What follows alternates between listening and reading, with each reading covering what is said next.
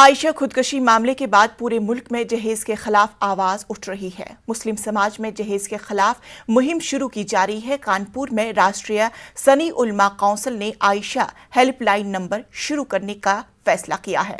इस helpline number पर जहेज से मुतासरा खवातीन अपनी परेशानी बता सकती है।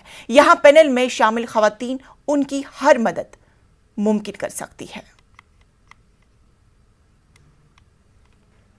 गुजरात के अहमदाबाद में जिस तरह से आयशा का मामला सामने आया, उसके बाद लगातार पूरे मुल्क में मुहिम सी छिड़ गई है।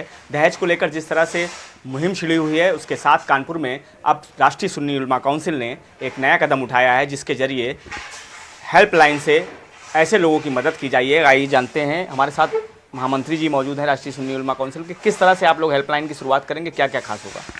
दरअसल में सबसे पहले तो मैं आपके चैनल के माध्यम से इस किस्म की घटनाओं की कठोर निंदा करते हुए और ये उम्मीद करते हैं कि जहेज़ के लालचियों ने एक बच्ची की जान जाने पर कुछ नसीहत हासिल की होगी और अब जहेज़ जैसी लानत से समाज को पाक करने की मुहिम की ज़रूरत थी।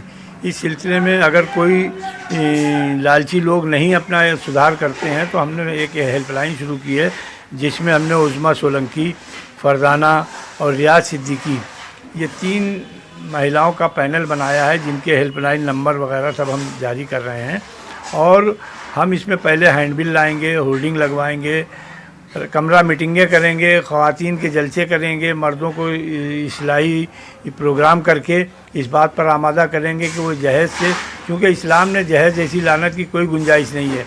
जो लोग के ख़िलाफ़ हमारी मुहिम का आगाज़ हो रहा, ऑल इंडिया सुन्नी उलमा काउंसिल इस सिलसिले में बहुत संजीदगी के साथ उसने गौर किया है और मुस्तकिल हमारी मीटिंगें चल रही हैं।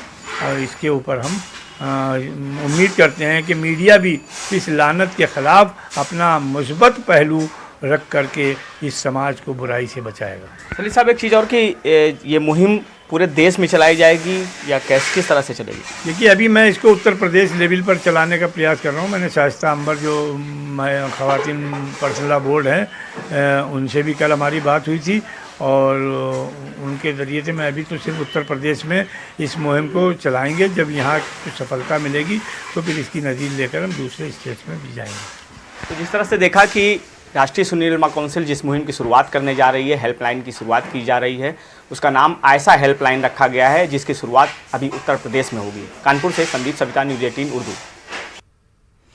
मुल्क में